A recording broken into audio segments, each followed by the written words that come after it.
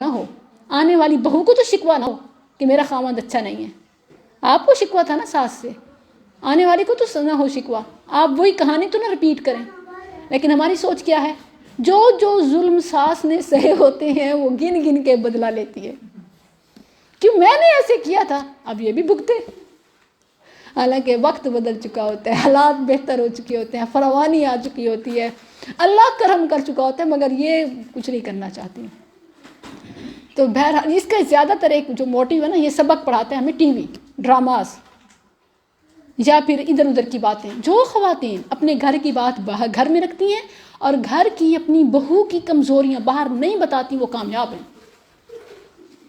مسائل ہی نہیں جنم لیتے نا. اور بہو کو پتہ ہے کیا، یہ باتیں چھپتی تو ہیں نہیں، کہیں نہ کہیں سے پتہ چل ہی جاتا ہے بہو کو. کبھی وہ اپنے کانوں سے سن لیتی ہے، کبھی کسی اور کے منہ سے سن لیتی ہے. تو پھر وہ جو رشتے میں دراڑیں پڑتی ہیں، وہ کیا انڈیا اور کیا اسرائیل. ایک میں بہت انٹرسٹنگ آپ کو بات بتاؤں، کسی ایک ساس بہو کا جھگڑا ہی تھا میرے سامنے. تو اس غصے میں نا ساس نے کہا، آج سے نا، چونکہ ٹاپک تو یہی چل رہا ہے، آج سے نا بس ٹھیک ہے، تمہاری میری جنگ ہے نا، پھر ٹھیک ہے، میں حماس اور تم اسرائیل.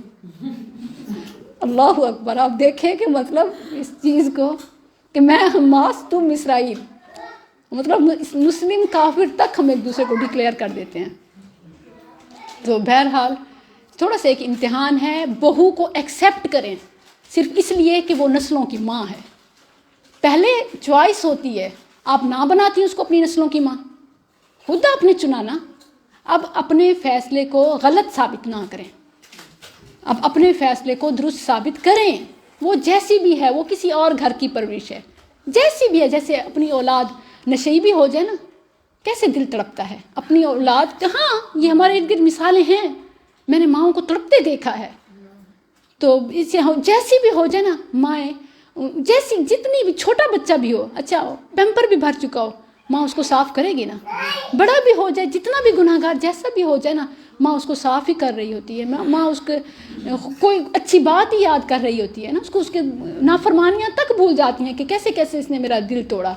لیکن وہی اگر کسی اور کی بچی کرتی ہے یا کسی اور کا بیٹا کرتا ہے، تو اس معاملے میں بھی ہمارا ظرف ایسے ہونا چاہیے. ان کو نہ دیکھیں، میں سمجھتی ہوں ان کی زیادتیاں، میں یہ بلکہ بہوؤں کا ظلم زیادہ ہے، حقیقت بات ہے.